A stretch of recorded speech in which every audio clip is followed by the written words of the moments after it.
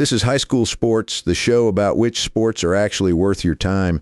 Your hosts are Robbie and Terry, both 15 every week. They break it down so you actually get it. The show about which sports are actually worth your time. I'm Terry. And I'm Robbie, and today we're asking, should you specialize in one sport or play everything? Spoiler alert, the science has a pretty strong opinion on this. Yeah, and it's not what your travel soccer coach wants to hear. So let's start with the basics. What even is a multi-sport athlete? Someone who plays more than one sport competitively, usually through high school, instead of going all in on one thing early. Which used to just be called being a kid, but apparently now it's a whole debate. Right, because specialization has gotten way more intense. Some kids are committing to one sport as early as age 8. 8. I could barely commit to a favorite color at 8. Same. But here's where it gets interesting. The NFL did a study and found that about 82% of their draft picks played multiple sports in high school. So the best football players in the world mostly weren't just playing football. Exactly. And that's not a coincidence. It's about something called athletic transfer. Skills from one sport that make you better in another. Like a basketball player's footwork directly helping them in football, or a swimmer's lung capacity helping in cross country. Your body doesn't know it's off-season, it just knows it's getting stronger and smarter. And your brain is learning new movement patterns, which makes you more adaptable as an athlete overall. There's also the injury angle, which is huge and kind of scary.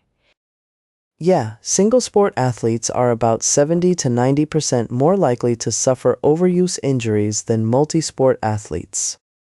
70 to 90%.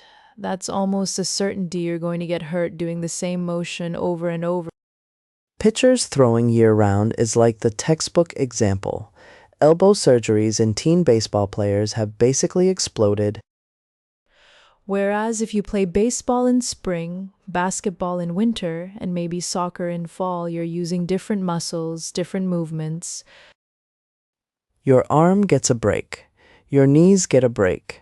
Everything gets to recover.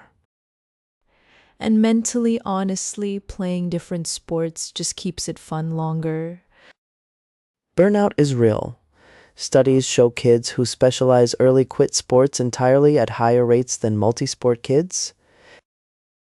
Because if one thing is your whole identity and you have a bad season, where do you even go? But if you play 3 sports, a rough track season doesn't erase the fact that you crushed it in volleyball. Okay, but let's be fair, are there cases where early specialization makes sense? Gymnastics and figure skating are the honest exceptions because peak competitive age is so young that the training timeline is different. But for most team sports, football, basketball, baseball, soccer, lacrosse, the data says wait. Roger Federer is actually a great example here. He played soccer, basketball, badminton, and tennis as a kid. And then he became arguably the greatest tennis player in history. His coaches later said the variety is part of why his movement and touch were so exceptional. So what should a high schooler actually do with this information? Play 2 sports if you can. Keep an off-season that's actually off or at least different. Talk to coaches who try to pressure you into year-round single-sport commitments and ask them for the data. A good coach will have an answer. A coach who just says everyone else is doing it is not a good enough answer.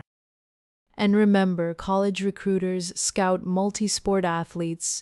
It signals coachability, athleticism, and that you don't break down every spring. Being the best athlete you can be is a long game, not a 12-month grind in 6th grade. Beautifully put, Robbie. I have my moments. Anyway, the verdict: play more sports, get hurt less, stay in the game longer, and maybe go to the NFL. or at least have a lot more fun in high school. Either one. See you next week on High School Sports.